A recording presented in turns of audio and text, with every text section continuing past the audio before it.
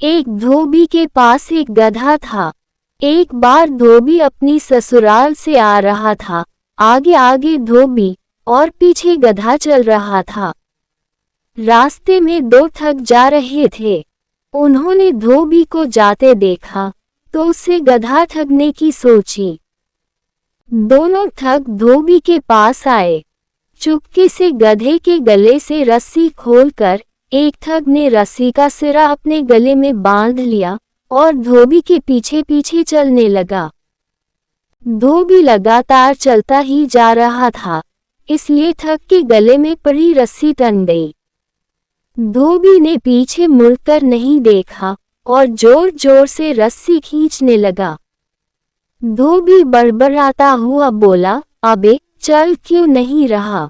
धोबी पीछे मुड़कर देखने लगा कि गधा क्यों नहीं चल रहा। धोबी ने जब देखा कि गधे के स्थान पर एक आदमी बंधा हुआ है तो उसे बहुत आश्चर्य हुआ। धोबी हकलाते हुए बोला, मेरा गधा कहाँ है? भाई तुम कौन हो? ठग बोला, मालिक मैं तो आपका गधा ही हूँ। मैंने मनुष्य के रूप में जन्म लिया था। चंचल स्वभाव का होने के कारण बचपन में मैंने बहुत शैतानियां की थी। मेरी माँ मेरी शैतानियों से तंग आ चुकी थी। एक दिन मेरी माँ ने मुझे शाप दिया कि मैं 7 वर्ष के लिए गधा बनकर प्रायश्चित करूं। तब से लेकर आज तक मैं गधा बनकर आपकी सेवा कर रहा हूँ। धोबी बोला, परंतु तुम्हें तो मैंने 3 साल पहले एक मेले में से खरीदा था। ठग बहुत ही चालाक था। उसने तुरंत उत्तर दिया, हाँ पहले मैं दूसरे धोबी के घर काम करता था। धोबी बेचारा सीधा सादा आदमी था। उसने ठग की बात पर विश्वास कर लिया।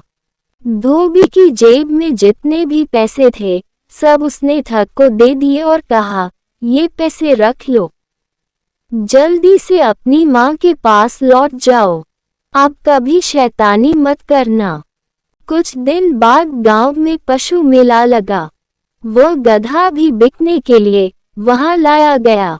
धोबी भी नया गधा खरीदने की इच्छा से मेले में आया। सभी गधों को देखता हुआ धोबी अपने वाले गधे के पास पहुंच गया।